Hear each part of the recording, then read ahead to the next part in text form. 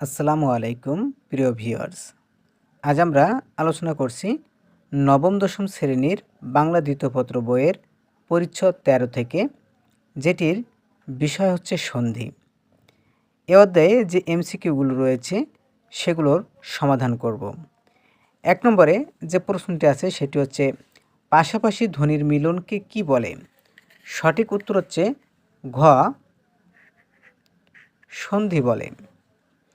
২, সরেওয়া বা সরেয়া যোগ সরেওয়া বা সরেয়া সমান সমান সরেয়া সূত্রের উদাহরণ কোনটি? ২ নম্বরের সঠিক উত্তর হচ্ছে উত্তরাধিকার, উত্তরাধিকার অর্থাৎ ক নম্বর।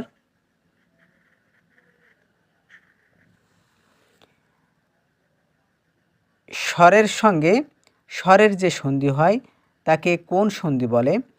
সঠিক উত্তর হচ্ছে ৩ নম্বরের ক, স্বরসন্ধি।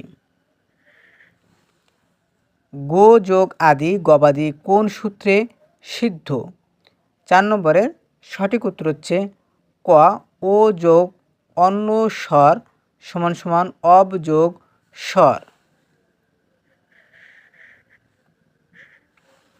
৫, ব্যঞ্জন সন্ধি কত ভাগে ভাগ করা হয়? ব্যঞ্জন সন্ধি কত ভাগে ভাগ করা হয়? ৫ নম্বরের সঠিক উত্তর হচ্ছে গ, ৩ ভাগে ভাগ করা হয়। পরিচ্ছেদ কোন নিয়মে ব্যঞ্জন সন্ধি? ৬ নম্বরের সঠিক উত্তর হচ্ছে খ, স্বরব্যঞ্জন। ৭, নিচের কোনটি বর্গে জ এর প্রভাবে ত হয়েছে বর্গে জ? সঠিক উত্তর ৭-এর খ নম্বর অপশন, উজ্জ্বল। ৮, নিচের কোনটি বিসর্গ সন্ধির উদাহরণ?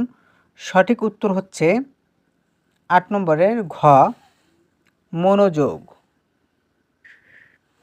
৯, নিচের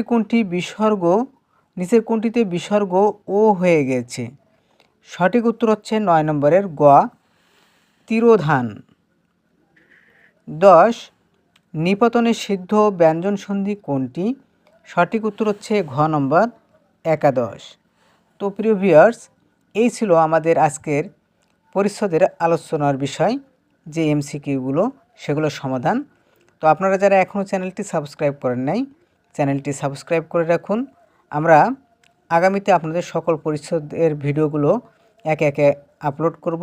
তো সকল ভিডিও দেখার জন্য এবং পরিচ্ছদের সমাধান পাওয়ার জন্য অবশ্যই চ্যানেলটি সাবস্ক্রাইব করে রাখবেন। আল্লাহ হাফেজ।